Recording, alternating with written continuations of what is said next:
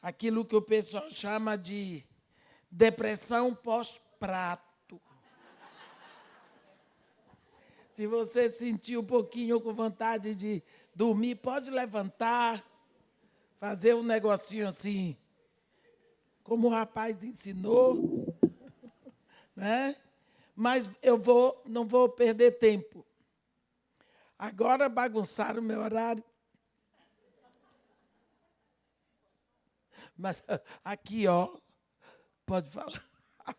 Então, desculpa eu dizer que bagunçaram, mas a gente faz um plano, mas quem manda mesmo é o Senhor. E pronto, e o tempo é dele. No capítulo 4 do segundo livro dos Reis, tem uma história tão conhecida nossa. É uma história de uma mulher, aliás, de um mulherão. E começa no versículo 8. Quem não quiser ler, não preocupa não, que eu vou ler direitinho, mas eu vou ler. Certo dia passou Eliseu por Sunem, onde se achava uma mulher rica, a qual o constrangeu a comer pão. Daí, todas as vezes que passava por lá, entrava para comer.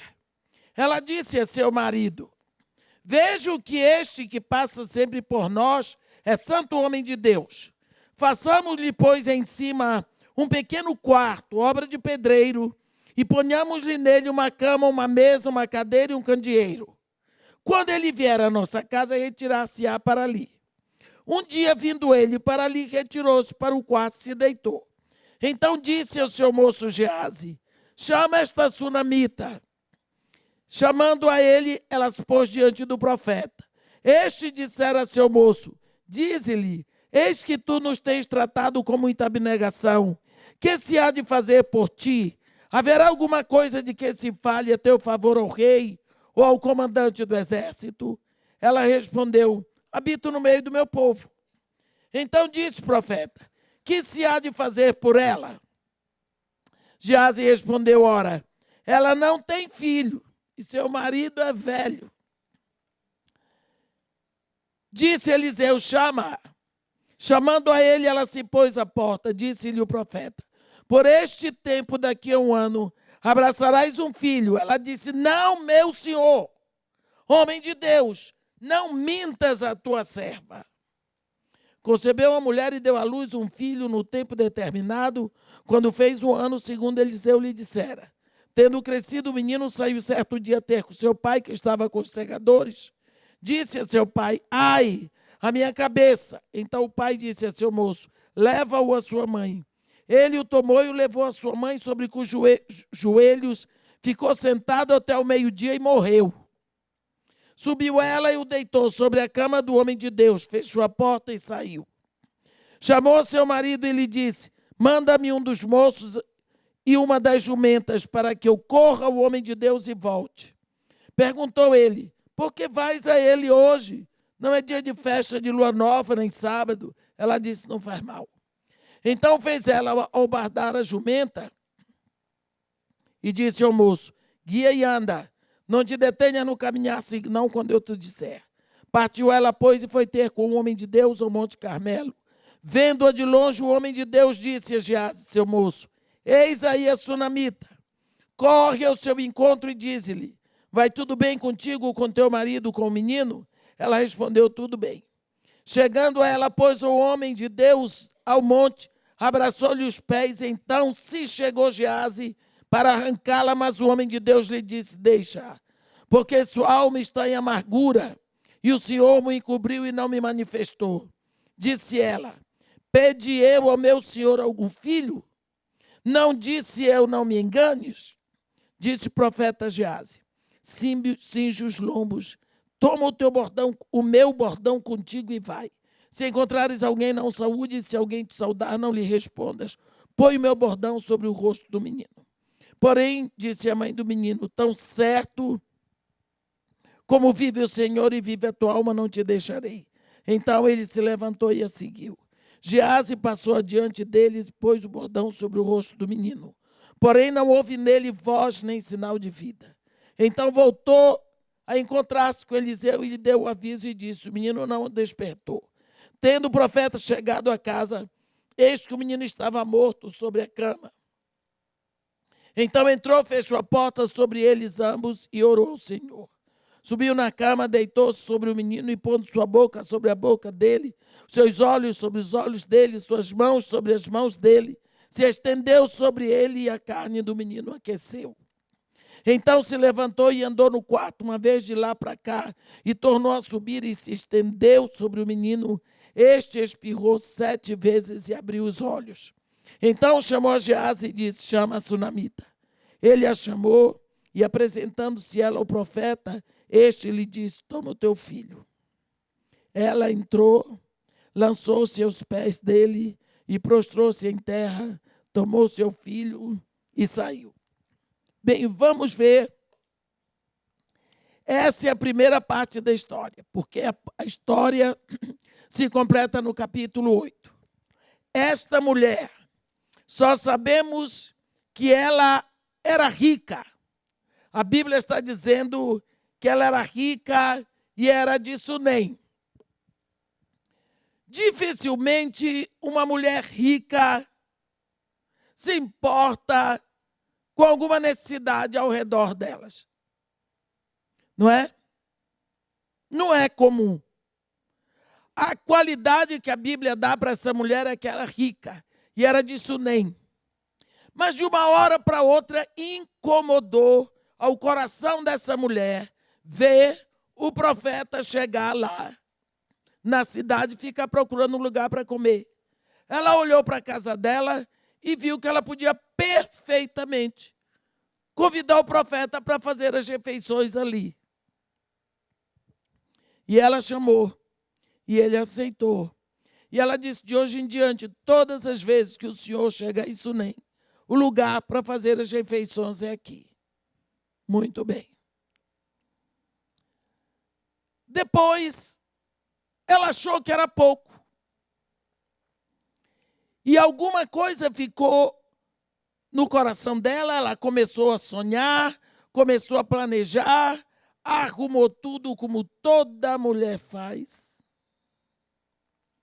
A gente arruma tudo direitinho e quando chega para dizer para o marido, a coisa está arrumada. Mulher sábia. Aí ela tinha arrumado tudo na cabeça. Na mente dela, ela disse: vou convidar esse profeta para morar aqui, quando ele estiver em Sunem. Quando ele chegar em Sunem, já que ele come aqui, ele dorme aqui. Vou fazer um quarto para ele, mas vai ser lá em cima. Vou botar uma mesa, uma cadeira, um candeeiro, uma cama. Quando ele chegar aqui, ele come e sobe para dormir. Desce, come e ele está aqui dentro de casa. Ele vai morar aqui. Aqui vai ser a casa dele quando ele estiver aqui em Sunem. Mas agora, ela tinha que compartilhar isso para o marido. Que ela ia trazer um homem para dentro de casa para morar lá.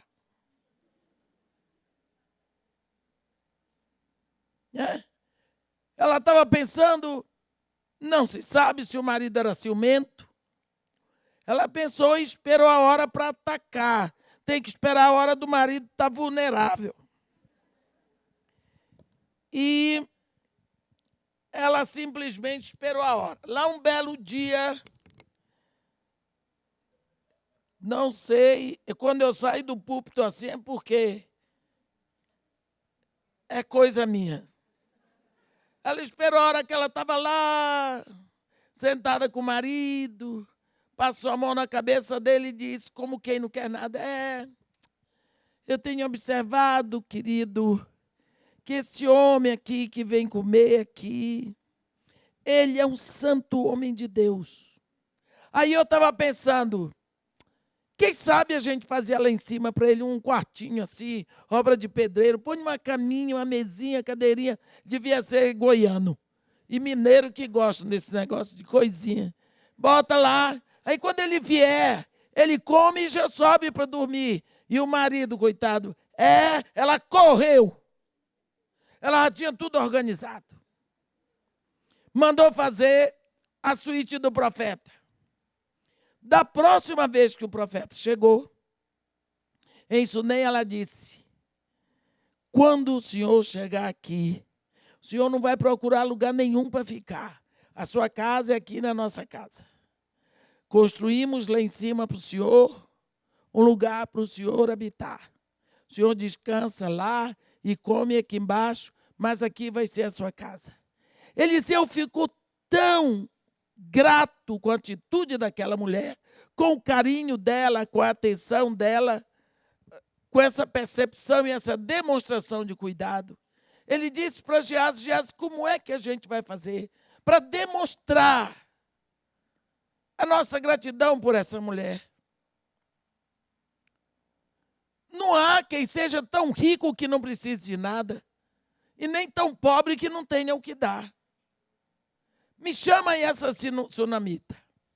Aí perguntou para ela: tem alguma coisa que se possa fazer para você, para demonstrar a gratidão? Que eu possa falar com o rei ou o comandante do exército? Ela disse: não tem. Eu habito no meio do meu povo. Em outras palavras, sou uma pessoa muito conhecida. Eu tenho tudo. Preciso de nada.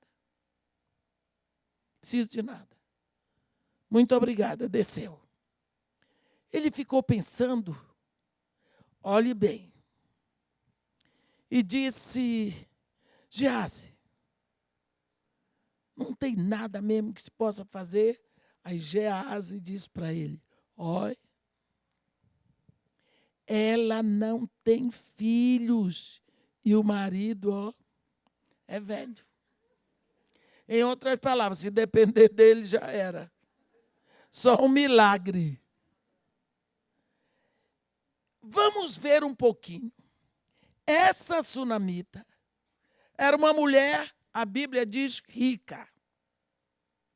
É bem possível que o marido, sendo velho e sendo tão rico, ela era bem mais jovem do que ele.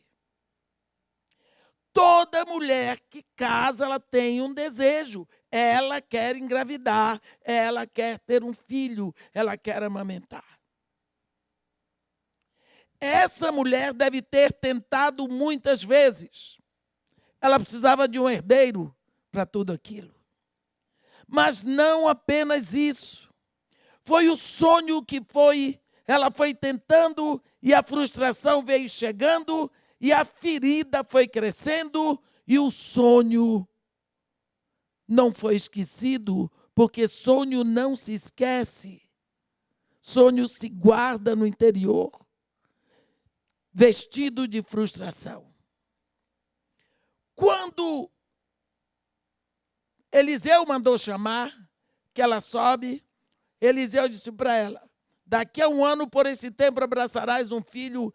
A mulher se aborreceu. Não, homem de Deus, não mintas para a tua serva.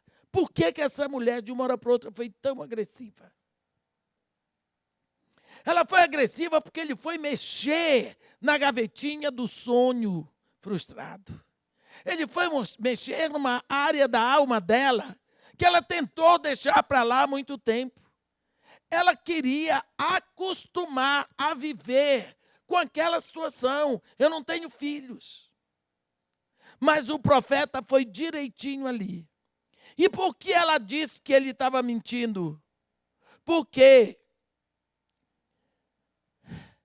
se tinha profeta, tinha falso profeta. Quantos falsos profetas já tinham chegado para dar uma profetada? Ela era uma mulher rica. Sabiam que ela queria ter filho, chegava lá, profetizava, recebia uma ofertinha de amor e ia embora e o filho não aparecia. Então ela achou que esse homem também era mais um embusteiro. Mais um embusteiro.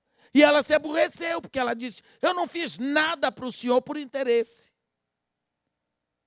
O senhor não precisou me pedir para comer aqui, o senhor não precisou me pedir para dormir aqui, eu fiz tudo, mas eu não estou querendo. O senhor vem me pagar com mais uma mentira? Só que ali era diferente. Dali a um ano, a Bíblia diz que ela pariu um filho. Então, você pode imaginar como cresceu a admiração dessa mulher pelo profeta. De uma hora para outra, a vida dela mudou, a casa mudou, a casa criou vida, porque se tem alguém que traz vida dentro de uma casa, é criança. Aliás, ela começa a trazer vida antes de nascer, porque a casa começa a se encher de coisa. Se quem é que tem bebê aqui? A casa começa a ter coisa do bebê desde o carro. A mala do carro é cheia do carrinho dele. O banco de trás é a cadeirinha do bebê. É tanta coisa que uma criança tem, é tanta tralha na área de serviço, no secador, no quarto. O quarto dele não dá, ainda passa para o quarto dos pais. E quantas vezes ele está deitadão lá e outra coisa, você pode chegar do trabalho cansado que você entra na ponta dos pés. Por quê, Sua Majestade? Porque se ele acordar, dá trabalho. Então ele passa a ocupar. Você pensa o que passou a ser a casa da sunamita. Agora, com um filho. Puxa vida, aquele marido idoso, você pensa a alegria que veio naquele lar. E essa mulher olhava para aquele profeta e admirava e amava. O menino cresceu. Só que um dia, ele foi com o pai dele, que estava no meio dos segadores.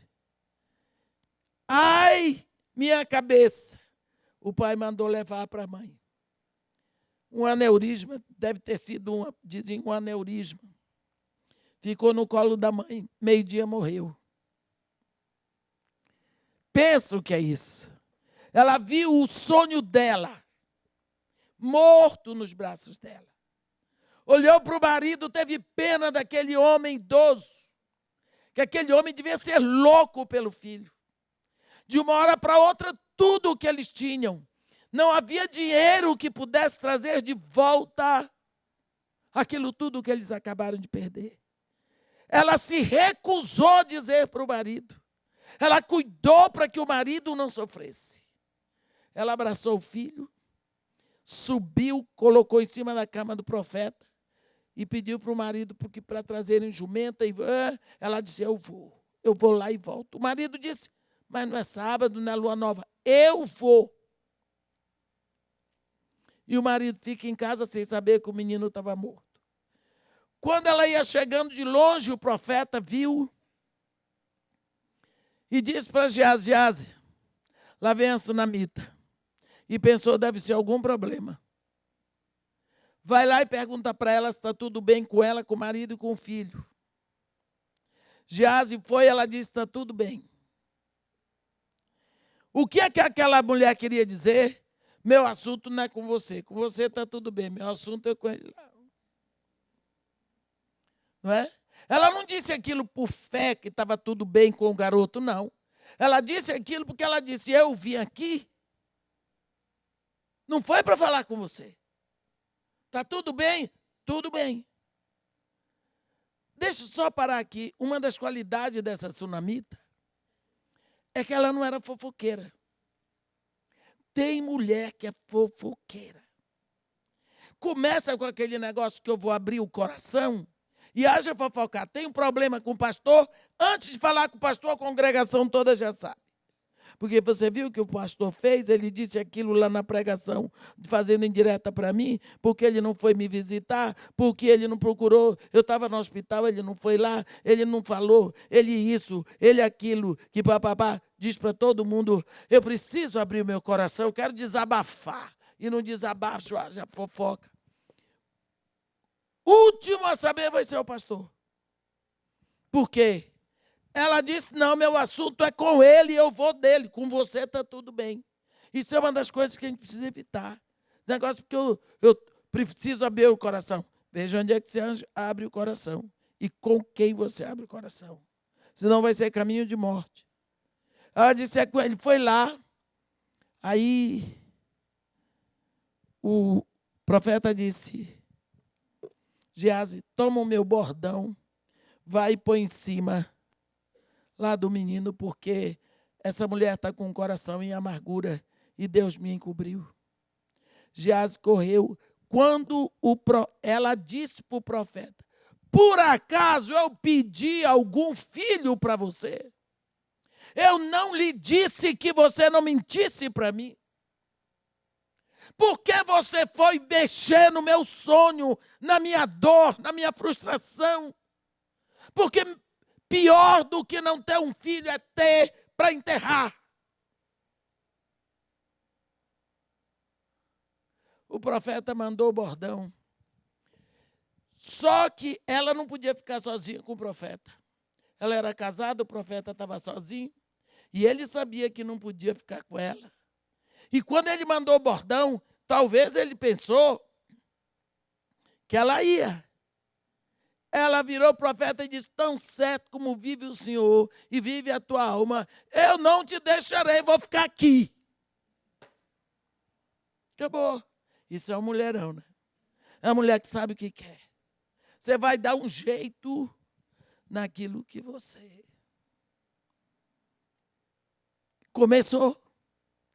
Ele não tinha jeito, ele foi com ela. Quando chegou lá, no meio do caminho, Geazi veio, disse, está aqui, ó, teu bordão. O menino não acordou, não. Bordão de profeta leva vida para ninguém. Bordão de profeta leva vida. O profeta tem que se fazer um com a situação. O profeta tem que ir. Aí ele subiu, fechou a porta, orou, e foi em cima do menino, saiu, orou de novo, o menino ressuscitou. Ele disse, chama a sunamita. Entregou para ela o menino. Então, agora o menino está ressuscitado. Você pode imaginar o que aconteceu no coração dessa mulher? Para o pai estava tudo bem, ele não sabia que o filho morreu. Ele ia carregar nos braços um filho ressuscitado sem saber o que aconteceu. Normalmente o pai é o último a saber.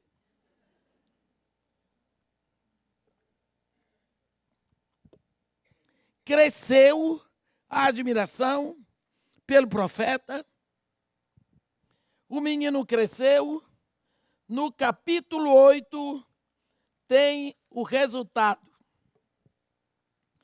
No capítulo 8 aqui, em 2 dos Reis, está escrito, falou Eliseu àquela mulher cujo filho ele restaurara a vida, dizendo, levanta-te e vai com os da tua casa e mora onde puderes, porque o Senhor chamou a fome, a qual virá sobre a terra por 7 anos. Levantou-se a mulher e fez segundo a palavra do homem de Deus. Saiu com os de sua casa e habitou por 7 anos na terra dos filisteus. Ao cabo dos 7 anos, a mulher voltou da terra dos filisteus e saiu a clamar ao rei pela sua casa e pelas suas terras. Ora, o rei falava a Geazi, moço do homem de Deus, dizendo, conta-me, peço-te, todas as grandes obras que Eliseu tem feito. Contava ele ao rei como Eliseu restaurou a vida de um morto, quando a mulher, cujo filho ele havia restaurado a vida, clamou ao rei pela sua casa e pelas suas terras. Então disse Geazi, ó rei meu senhor, esta é a mulher e este é o seu filho a quem Eliseu restaurou a vida. Interrogou o rei a mulher e ela lhe contou tudo. Então o rei lhe deu um oficial, dizendo, faze restituir-se-lhe tudo quanto era seu e todas as rendas do campo, desde o dia em que deixou a terra até agora. Quando eu olho isso aí, eu digo, puxa vida, essa mulher que já era rica, as águas só correm para o mar. Não é assim que a gente fala? Aquilo ali, aquela aproximação dessa mulher com Eliseu, dessa família com Eliseu, cresceu muito. Um dia Eliseu chamou a mulher e disse, olha, sai daqui, mora onde tu quiseres com tua família, porque Deus me falou que vai mandar fome de 7 anos aqui. ela foi embora para a terra dos filisteus com a família. Durante esse período de fome, de seca, existe muito saque. As pessoas saquearam a casa dela, as pessoas saquearam as terras delas, os campos delas, fazendas todas. E ela ficou lá 7 anos. Quando se completaram os 7 anos, ela voltou e veio direto ao rei para reclamar pelo saque que fizeram nas suas terras e na sua casa. Na hora que o rei estava perguntando para Geazi sobre o ministério de Eliseu. E Geazi estava contando exatamente sobre a sunamita. Quando ela começou a clamar, e Geazi disse, olha essa mulher aqui, com o seu filho. O rei pediu a ela que contasse tudo para ele, e ela contou.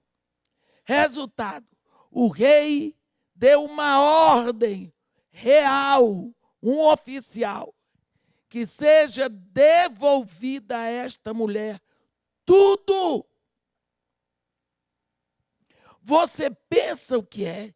Ela recebeu um capital, ela recebeu um montante relativo a toda a produção de 7 anos, como se os campos tivessem produzido e ela tivesse vendido e tivesse guardado todo o dinheiro. Ela teve uma poupança, um capital acumulado, fora de série. Agora, por que isso tudo? Vamos ver. Tudo começou quando ela abriu a casa para dar comida para o profeta. Ela não tinha que dar comida para ninguém. Ela não era obrigada. Ele não pediu. E ele não tinha como pagar. Mas ela deu. O coração se abriu. Depois ela achou que era pouco. E ela disse, vou dar casa para ele morar. Vou construir uma casa para ele. E ele teve onde morar. Por causa disso, primeiro essa mulher plantou. Ela abriu a mão. E quando a nossa mão está aberta para dar, ela está aberta para receber. Jamais você vai dar um para receber um. No reino de Deus, você dá um para receber milhares. O que foi que ela recebeu de troco? Ela teve de volta a realização do seu maior sonho, que estava engavetado há muito tempo. Ela teve um filho. Não apenas ela teve o filho, mas o filho morreu e ela teve o filho ressuscitado. Pensa o que é isso. Não apenas isso. Quando chegou na época da fome, ela foi avisada para sair. Ela saiu, teve um turismo de 7 anos e quando voltou, ela tinha acumulado a riqueza de 7 anos. Ela voltou 7 vezes mais rica.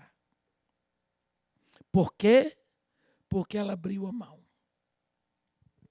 Quando o marido tem uma mulher que transborda, porque ela vai além do que lhe é obrigado a fazer, ele é um homem abençoado.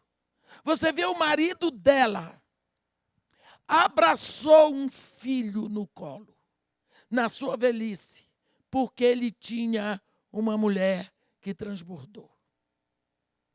O filho dele morreu e ele teve um filho ressuscitado, por quê? Porque ele tinha uma mulher que transbordava. Depois, ele teve a riqueza dele aumentada em 7 vezes, por quê? Porque ele tinha uma mulher que transbordava. Quantas vezes Nós, mesmo sendo cristãs, somos mulheres azedas. Nós fazemos só o que é obrigado. Nós não damos um passo além. Por quê? Porque somos limitadas. Porque o mundo nos ensinou que Amélia era que era mulher de verdade. O mundo nos ensinou que nós não podemos deixar que os outros se aproveitem. O mundo ensinou que primeiro eu, depois o samba. Primeiro eu, segundo meu, terceiro eu e assim por diante. E aquilo que Jesus ensinou ficou para lá. Uma mulher que transborda é uma mulher que vai além. É uma mulher que ultrapassa os limites. É uma mulher que entendeu o propósito de Deus quando a criou. Se você olhar para o seu corpo, você vai ver que no seu corpo Deus colocou seios. Os seus seios estão aí. Lá pelos 9 anos, eles começam a apontar alguma coisa. Começa a incomodar. E fica naquele incômodo, você completa 10 anos, eles começam a apontar. Com 12 anos, como a Bíblia diz, os teus 2 seios, como crias gêmeas da mesma gazela que se apacentam entre os lírios. Fala da uniformidade dos seios. Os seios estão uniformes, estão prontos para alimentar. E você aprende que, na realidade, os seus seios têm um propósito. Mas o seu ventre, desde que você nasceu, é o mesmo. Só que quando chega a uma certa idade, ele começa a ser lavado, purificado. Todo mês tem sangue lavando lá dentro e trazendo o que é desnecessário para fora. Na realidade, o berço onde seu filho vai ser gerado está sendo lavado e higienizado todos os meses. Na hora certa, você pare. Sai dali um filho que cresceu lá dentro de você. Mas como é que ele foi feito? O marido chega e coloca lá uma semente de filho para um corpo. Mas quem vai fazer o seu filho é Deus. Você se deita com seu marido, mas quem faz o filho é Deus. Deus traz uma vida de lá da eternidade e coloca. Porque desde o início Deus trabalha por princípios e determinou que uma mulher com outra mulher são 2 mulheres. Um homem com outro homem são 2 homens. Mas um homem com uma mulher formam uma só carne. E todas as vezes que um homem se deita com uma mulher, ele está abrindo a guarda legalizada de que ali Deus pode fazer um filho. E Deus, na hora que Ele quer, Ele traz uma pessoa. O salmista diz: Tu, Senhor, formaste o meu interior. Tu me teceste no ventre da minha mãe. Os meus ossos não foram de ti encobertos, quando no oculto eu fui formado e entretecido como nas profundezas da terra. Tu me viste a substância ainda informe, e no teu livro todos os meus dias foram escritos e determinados quando nenhum dele havia. Então foi Deus que formou. Quando Deus fala com Jeremias, ele diz: Jeremias, antes que eu te formasse no ventre da tua mãe, eu te conheci. E antes que tu saísses da madre, eu te consagrei e te constituir profeta às nações. Então não tem nada novo para Deus. É você que não sabe. O seu ventre passa a ser uma fábrica que Deus vai usar do material que você tem. Ele vai usar o seu oxigênio, o seu cálcio, tudo seu, para construir o corpo do seu filho. Se seu marido deitar com você e for embora e nunca mais aparecer, não faz falta. Porque agora, eu digo não faz falta para a formação do corpo. Desculpa. Porque agora Deus vai usar o que tem em você, o marido, ó, não precisa mais, já fez a parte dele.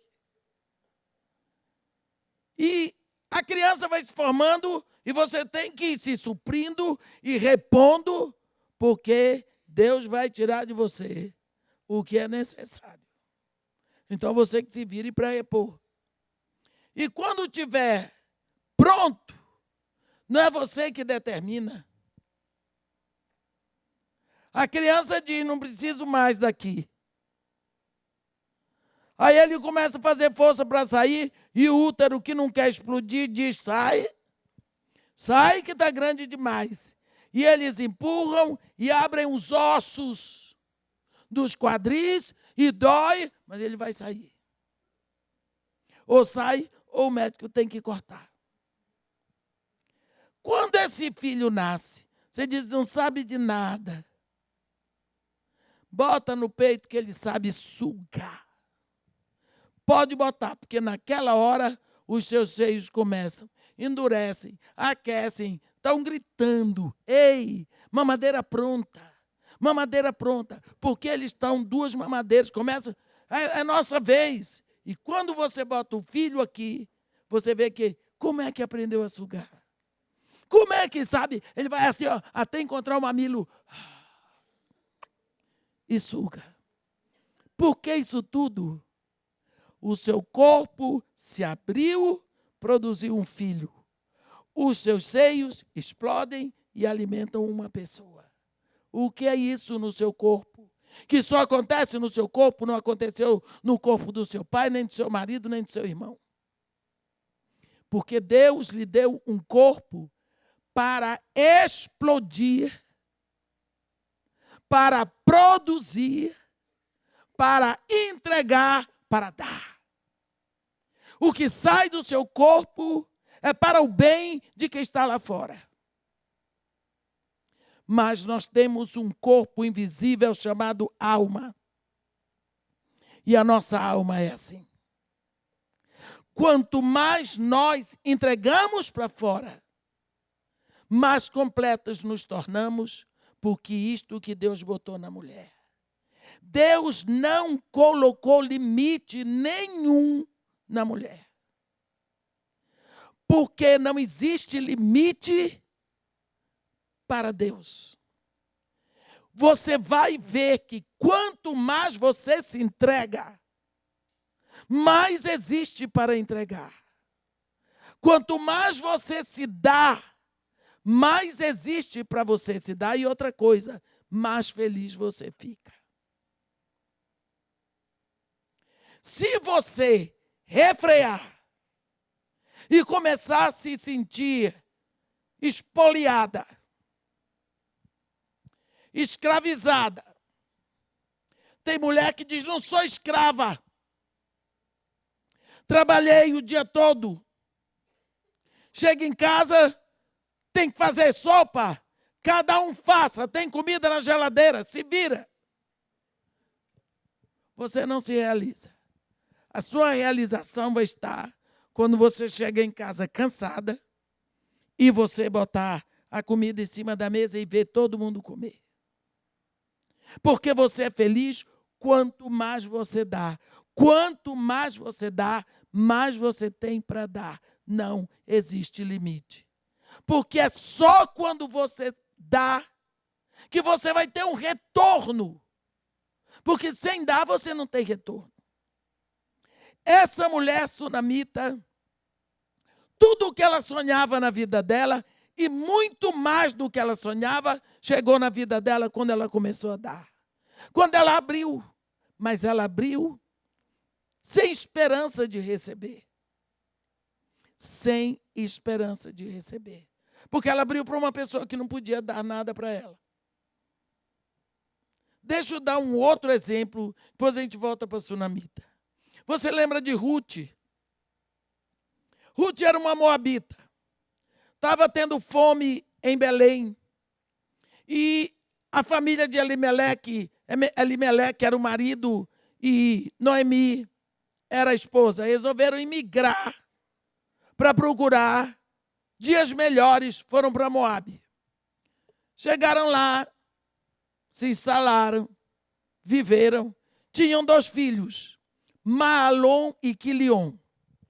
Cresceram os meninos.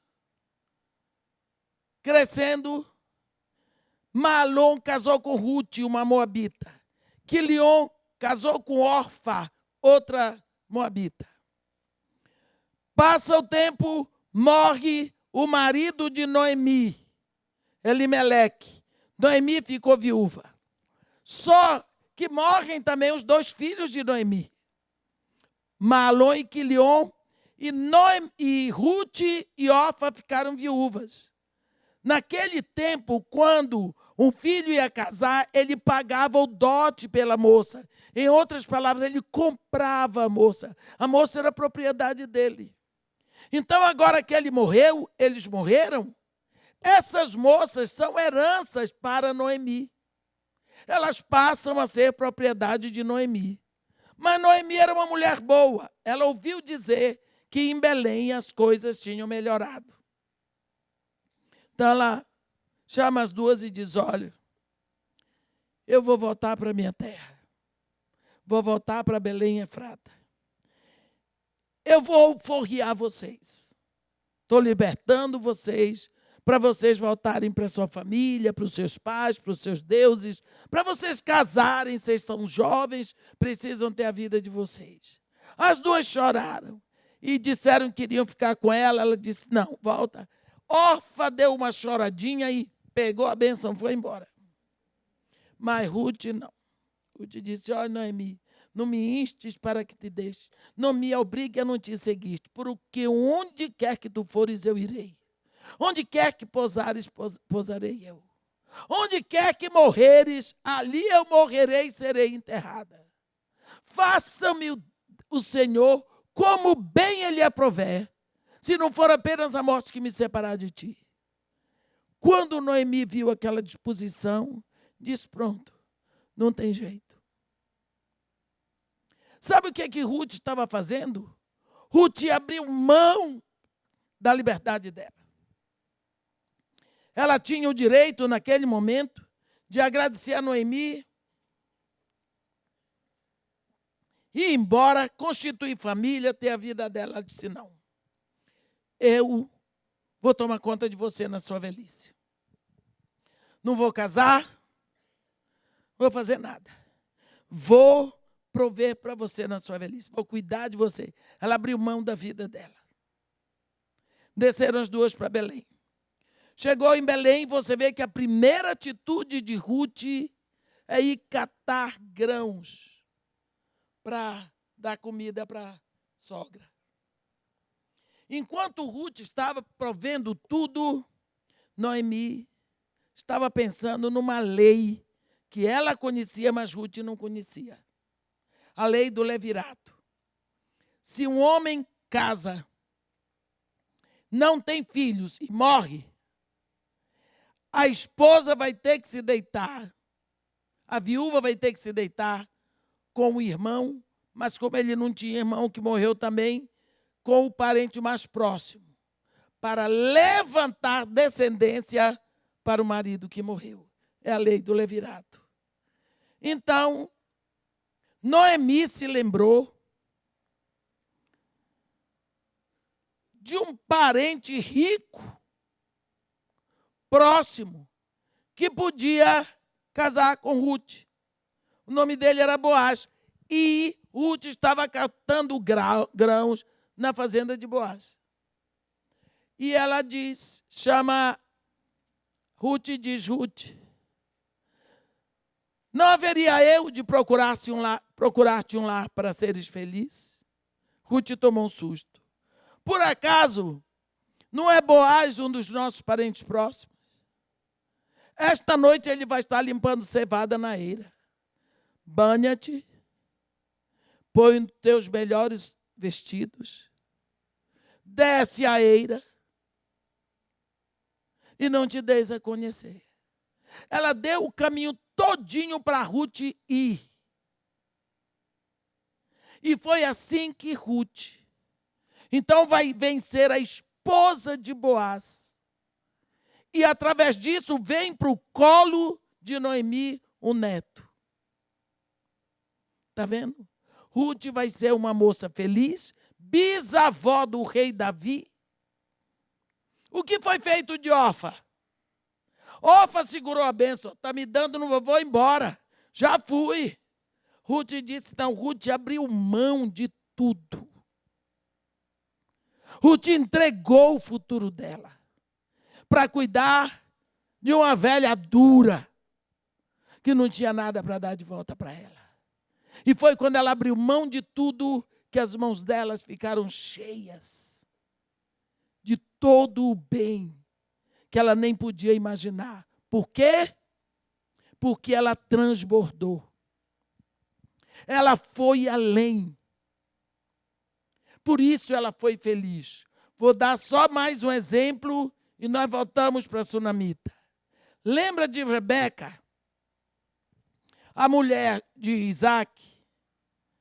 Quando Abraão sentiu que estava velho, Isaac precisava casar, Sara tinha morrido, ele chamou o servo de confiança dele, que chama Eliezer, e mandou jurar, bota a mão aqui debaixo da minha coxa. Esse era o juramento, de que tu não vais encontrar noiva daqui de Canaã para Isaac, mas tu vais à Mesopotâmia para buscar uma noiva para Isaac.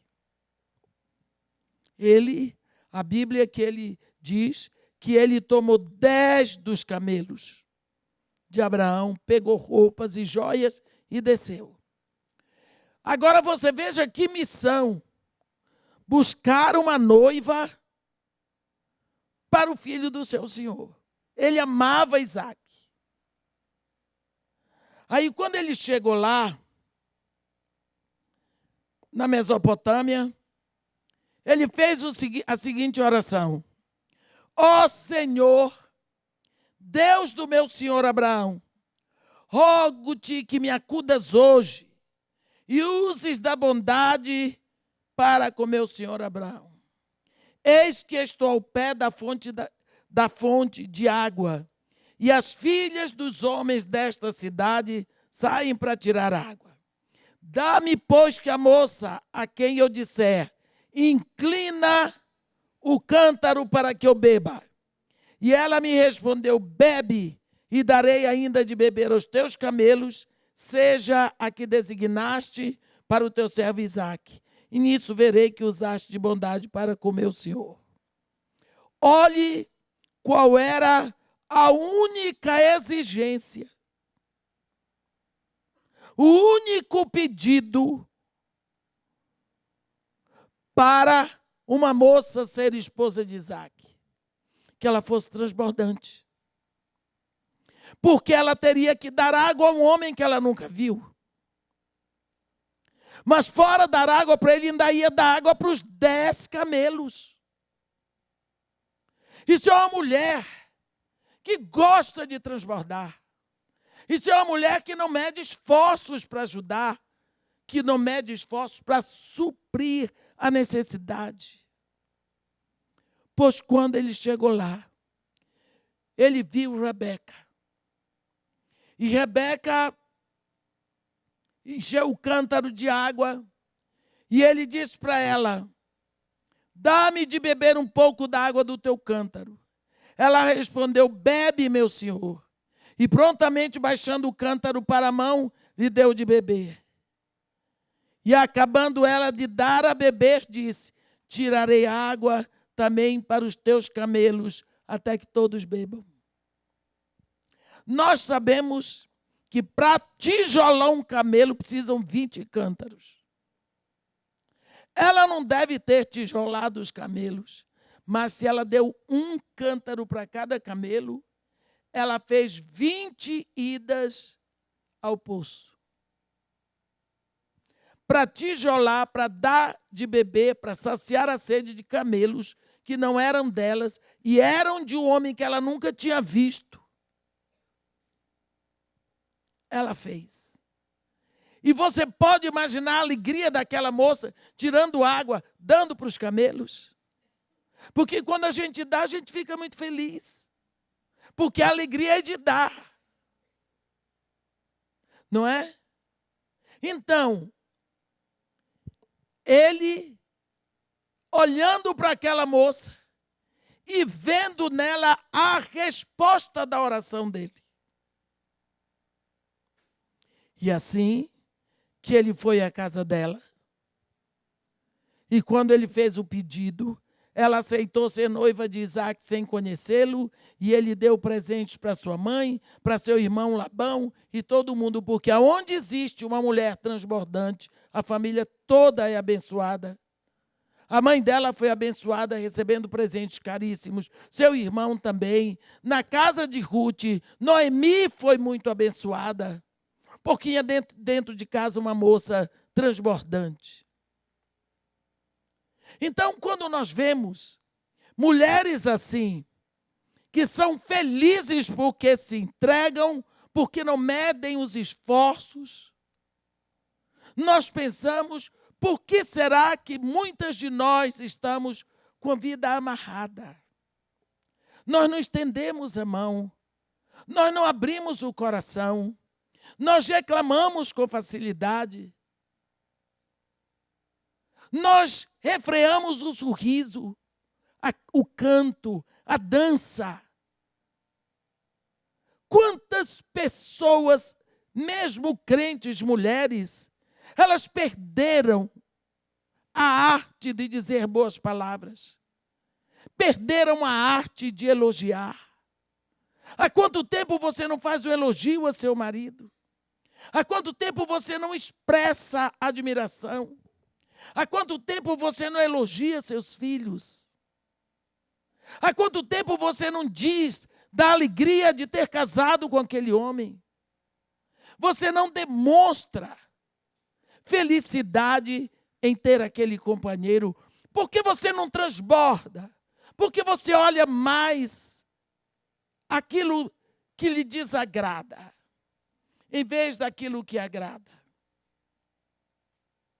Se você observar a criança, quanto mais você elogia, mais ela se esforça para melhorar. Mais ela se esforça. Lá no Morro Dona Marta tem um menino chamado Bruno. Eu estava viajando e quando voltei, segunda-feira, estava lá o problema. Ele estava deitado junto do pai dele e como o pai dele era o matador, a polícia chegou lá e arrebentou os miolos do homem. O menino ficou cheio do sangue do pai. O pai dele podia ter o defeito que fosse, mas ele amava o pai dele. E isso foi sábado. Domingo ele era o único que queria estar perto do caixão do pai. Aí cheguei segunda-feira, ele não falava com ninguém. Também não chorava. 11 anos. Uma das características dele é que ele escrevia com a letra muito bonita. E quando eu fiquei sabendo, eu disse, pronto, vai dar problema, porque ele é muito agarrado com o pai dele.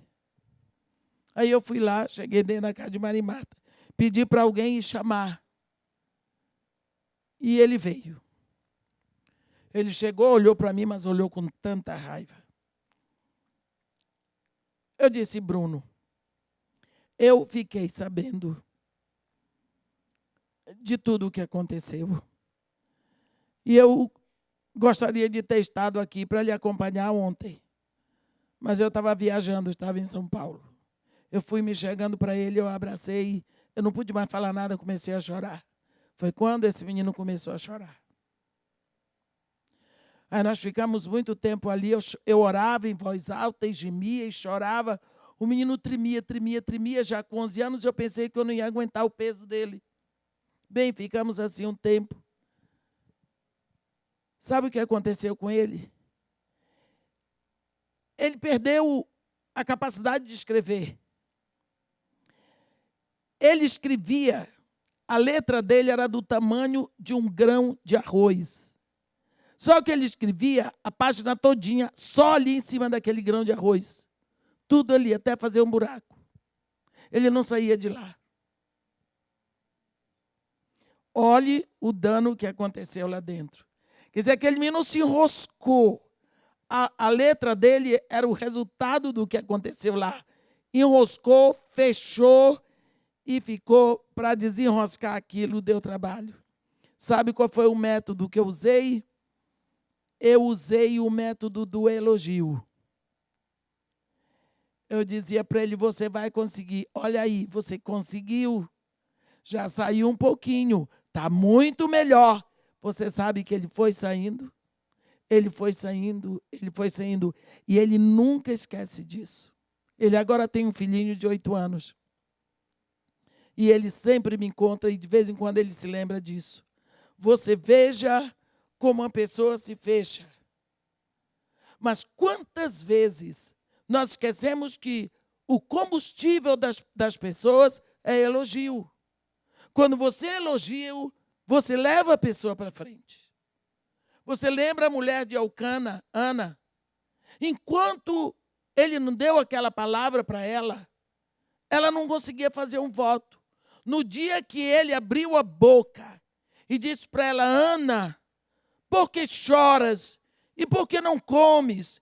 E por que estás de coração triste? Não te sou eu melhor do que 10 filhos? Ela viu o interesse dele por ela. Ela viu que ele estava com os olhos sobre ela. Ela viu que ela era o centro de interesse dela. Ela comeu e foi para o templo fazer um voto que ela já devia ter feito há muito tempo, mas só veio depois do elogio. Quantas vezes é necessário que você diga uma palavra boa, mas parece que você treinou sua língua para reclamar, para criticar, para dizer exatamente o que você não queria ver. Por quê? Por que reclamar tanto? Por que botar o dedo em cima do que foi errado? Aqui, fulano, me desculpe, mas eu tenho que dizer. Você já pediu desculpa? Não diga. Procura alguma coisa boa, cata, garimpa. Ouro tem que ser garimpado. Essa mulher, ela foi exatamente gastar dinheiro em quem não podia dar nada de volta para ela. O que foi que ela teve na hora que ela abriu o coração? Na hora que ela abriu o bolso? Ela teve de volta muito além do que ela sonhou. Quantas vezes nós estamos amarrados e reclamamos que a nossa vida não tem novidade, que as pessoas não agradecem. Você nunca faça as coisas buscando alguém que lhe agradeça. Nunca espere agradecimento. Tem 28 anos que eu trabalho no Morro Dona Marta. Eu trabalho para manter o projeto, entendeu? Toda igreja que eu vou, eu ganho uma oferta. Pode ser uma oferta maior, uma oferta menor, uma oferta. O dinheiro vai para lá. Vai para lá. Amanhã, eu não sei quanto vai ser a oferta aqui, não é da minha conta. Mas o que for, já vai para o freezer. Sabe, agora com essa confusão lá, o exército está por lá, mas o exército não sobe a favela. Então, os bandidos se amotinaram nas favelas de arma até os dentes. O Morro Dona Marta não tem bandido de lá, porque lá não tem mais bandido. Mas o comando botou bandidos lá. Eles não conhecem as pessoas. Então, se tiver algum movimento, eles dão um tiro no transformador, fica tudo escuro. E quando consertam que a luz volta, volta com tudo. Em fevereiro comprei um freezer e amanhã tem que comprar outro. Só que eu vou ter que comprar todo aquele aparato para não acontecer mais. Entendeu? Quer dizer, tudo. Vocês acham toda a roupa que as crianças usam? Sou eu que dou. Tênis, meia, calcinha, cueca, material escolar, tudo. Eu pago 6 funcionários. Aí vocês dizem assim, então pregar o evangelho dá dinheiro. Dá sim. Tem gente por aí rica com isso. Dá sim. Agora, sem a bênção de Deus, Deus me defenda. Resultado. Vocês acham que alguém vem para mim para me agradecer? Eles acham que eu devo receber muito dinheiro. Eles não sabem de onde. Mas eu já ouvi que nada, irmã, quem trabalha de graça é relógio. Não agradece. E não tem que agradecer. Pelo menos para mim não. Tem que agradecer a Deus. Só isso. Um dia minhas crianças me chamaram. Fizeram uma volta. Que queriam falar comigo. Tinha uma líder, uma tal de Cristiane. Tia, nós queremos saber quem é que sustenta a casa de Maria e Marta. Eu disse, é Jesus. Como? Ele me bota para trabalhar para eu ganhar o dinheiro para sustentar vocês. É assim que ele faz. A senhora gasta tudo com a gente? Eu disse tudo e falta. Porque às vezes ainda entra a minha pensão. Porque meu marido era engenheiro da Petrobras, eu tenho a pensão que dá para mim. Dá para eu viver, como eu não gasto nada comigo, não vou ao salão, nem nada, a pensão é uma benção. Casei com a pensão que é fiel até a morte. Né? Mas não sobra nem um tostãozinho. Isso por quê? Para ver se a senhora compra uma saia. Eu disse, por quê? Porque a senhora só tem essa. A senhora vem todo dia com a mesma saia. Eu disse, eu tenho 2 iguais. Não é possível. Eu disse, amanhã eu trago as 2 para vocês verem. E tinha 2 iguais. Outro dia, tia, por que a senhora não bota batom? Eu disse, para quê? A tia, é tão bonito. Aí, não sei se eles fizeram Dia das Mães. Eu chego lá segunda-feira, vem a turma toda. Feliz Dia das Mães. Recitaram poesia e tudo mais. Era um batom. Ganhei o batom e disse, meu Deus. Abre, tia, abre. Usa, tia. Eu disse, depois, não. Botei o batom. Fiquei igual a pombagira velha. Com batom. Fiquei por lá, daqui a pouco subiam. Tia, bota mais, você já comeu todo. Toda hora subiam um para ver se ainda estava de batom. Depois de 2 dias eu gastei o batom todinho e disse, acabou. As crianças demonstram o carinho. Mas os pais, quando vão lá, não tem vaga? Porque não tem vaga. Eles querem me obrigar a receber. Não, bota para sentar em qualquer lugar aí. Senta na escada. Eu disse, eu não posso fazer. Pode sim, vai ter que já me ameaçaram. E depois sai, nega, fedida, safada, ladrona, recebe dinheiro do governo. É isso que eu vou ouvir. Mas, se eu fizesse para eles, no início eu tive vontade de parar tudo. No início eu fiquei com vontade de chutar o balde. Mas veio no meu coração, mas não é para eles que eu estou fazendo. E eu preciso fazer. Então, com essa oportunidade que eu tenho de fazer esse trabalho, eu vou aprendendo, eu vou crescendo. Sabe por quê? Quando a sua mão está aberta para dar, ela está aberta para receber.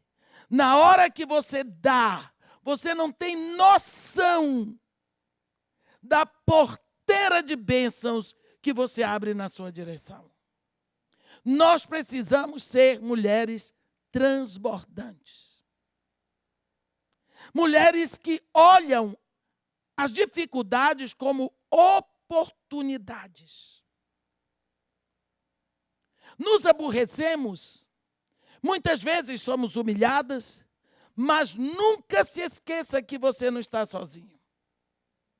Porque se Jesus Cristo é Deus, e eu creio que seja, e não é um safado, ele diz, e ele não muda, ele diz, eu estou convosco todos os dias. E você precisa aprender a andar com ele. E faça um teste com você. Quando você pensar que não aguenta mais, levante e faça. E você vai ver que sempre tem força. Eu já fiz isso. Quando você pensa que não dá mais, levante. Quando você pensa que sua perna não vai, bota a perna para frente. Você sempre vai conseguir. Porque existe uma força, existe um poder, existe algo maior em quem está do seu lado. Aquela mulher, ela podia ter ficado seca, sem filhos, amargurada. Mas ela abriu a mão para encher a mesa dela. Não tem filho para encher, eu vou chamar alguém. A casa é grande, não tem filho para encher, chama alguém que precise. Abro, enlargueço, estendo. Tem um versículo lindo em Isaías 54 que diz: alarga o espaço da tua tenda, estenda-se o todo da tua habitação, não impeças. Alonga as tuas cordas, firma bem as tuas estacas. Por quê? Porque transbordarás. É interessante que enquanto está pequeno, não transborda, mas quando você enlarguece, transborda. Transbordarás para a direita e para a esquerda.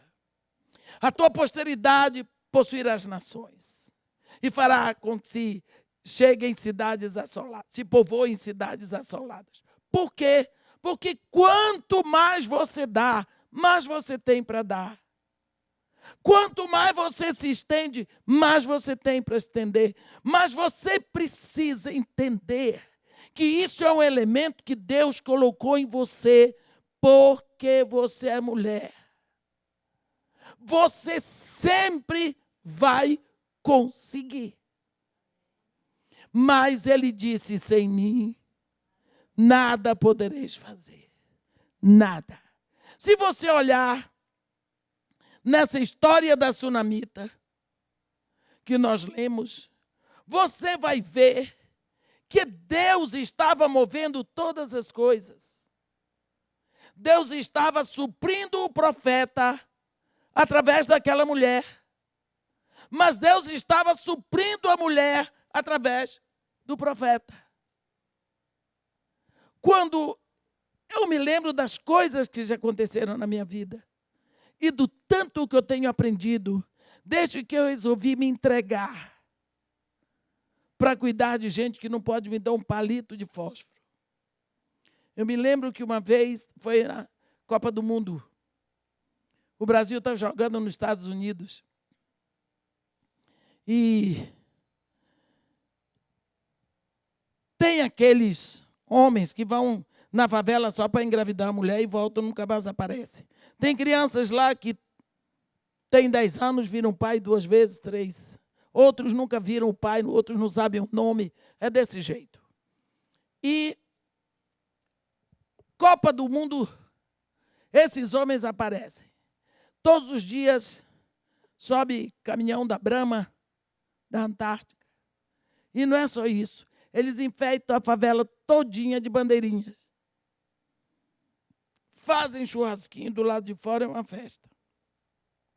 Agora não sei mais como é, porque o Brasil ficou sem aquele elan, eu acho.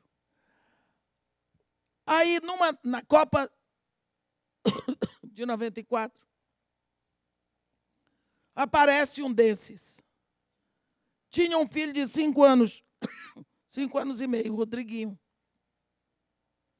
E ele subiu trêbado, chegou perto da bica e começou a gritar para a mulher que ele queria ver os filhos dele, 5. Os meninos não queriam ir por causa do escândalo que ele estava fazendo. A mulher não queria deixar ir. Mas a outra da frente foi lá e disse, olha, deixa os meninos verem o pai dele. Ele está desse jeito, mas é o pai. Porque ele está começando a dizer bobagem. Daqui a pouco alguém vai chegar lá e encher a boca dele de bala. E como é que você vai ficar? Mandou os meninos irem. Os meninos foram de má vontade. Meninos já grandes, entrando na adolescência.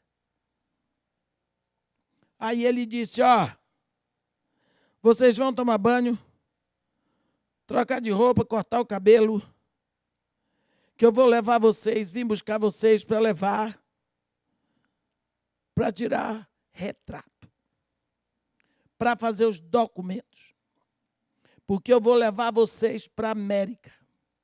Vocês vão assistir a final da Copa e vão voltar no mesmo avião com Bebeto e Romário.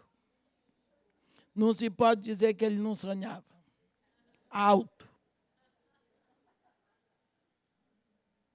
Tudo bem. Os outros ficaram lá. O Rodriguinho desceu com tudo. E chegou na casa de Maria Marta. Eu estava numa situação que eu não podia atender, que eu estava atendendo uma menina. O que foi o Rodriguinho? Todo mundo rindo atrás dele. Sabe o que ele me dizia? Vamos, tia. Corta meu cabelo, me dá banho, me dá uma roupa. Por quê? Porque eu vou para a América, vou assistir a Copa do Mundo. E vou voltar no avião com Bebeto e Romário. O que é isso? O papai disse, o meu pai disse. Sabe a única coisa que ele dizia? O meu pai disse naquela hora. O Espírito Santo pregou para mim através daquela criança. Que nós devemos aceitar o reino dos céus como uma criança. A criança crê na palavra que sai da boca do pai. A criança não olha impedimentos, aparências, nada. Ela só vê o meu pai disse. Por que que nós não aceitamos a palavra que sai da boca do nosso Deus e Pai? Se ele disse, dai, dá-se-vos-á. Se eu quero ter muito, eu tenho que dar. Se ele me fez para transbordar, eu vou transbordar. O retorno é responsabilidade da palavra dele. Então, o que eu desejo para você é que você saia daqui sabendo que você é mulher. Você foi feita, você foi fabricada, feita por Deus no ventre da sua mãe para transbordar. Assim como os seus seios transbordam de leite, como o seu ventre expulsa vidas para fora. Que a sua vida seja um transbordar. Estenda a sua mão para a direita, estenda para a esquerda, grite, eu lhe digo, nunca vai lhe faltar, porque você não está sozinho. Aquele que prometeu é fiel e verdadeiro e tem em todas as suas palavras o sim e o amém. Amém. Eu sinto muito, mas tenho que entregar o microfone, porque eu tenho que tomar um avião. Deus abençoe.